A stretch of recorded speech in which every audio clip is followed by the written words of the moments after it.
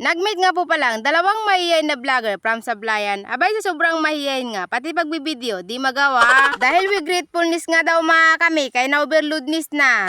At dahil nga malakas ang aking loob mga kami, at wala nga akong hiya, kaya nag-meet kami ni Komedyating Mangyan hanggang 10 to 20 minutes. But you only see 8 for 5 seconds in my vlog because my ability only goes that afar. Kaya naman, masasabi ko talaga na feeling vlogger lang kami at sana nga talaga mga kamik, dumating ang panahon na hindi na ako maging mahihayin. Sa totoo lang, mahirap umarap sa tao kapag mahihayin ka. Kaya wish ko talaga sa aking sarili na sana maalis itong iya ko sa aking katawan. At bago ko nga pala shoutout ang aking mga followers, babanggitin ko na nga rin pala muna ang aking intro. Hello mga kamik, welcome nga rin pala kayo sa aking vlog at sa day of life ko ngayong araw na to.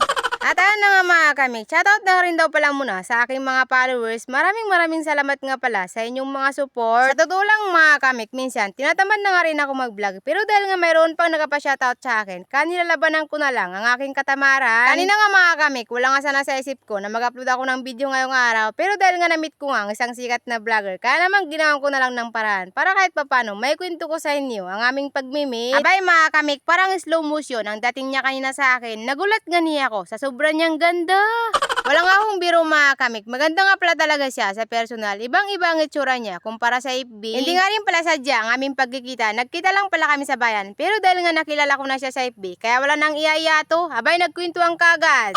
Pero kahit na saglit lang kami nagkita, masaya na nga rin ako. Dahil sa wakas, na-meet na nga rin namin ang isa't isa. Ayun lang mga kamik. Sana nagustuhan ninyo ang aking video. Hanggang na sinugot nga ro. Salamat sa kanyo panunood. Manlupag ibong sa kantam lahat. Mga kalo.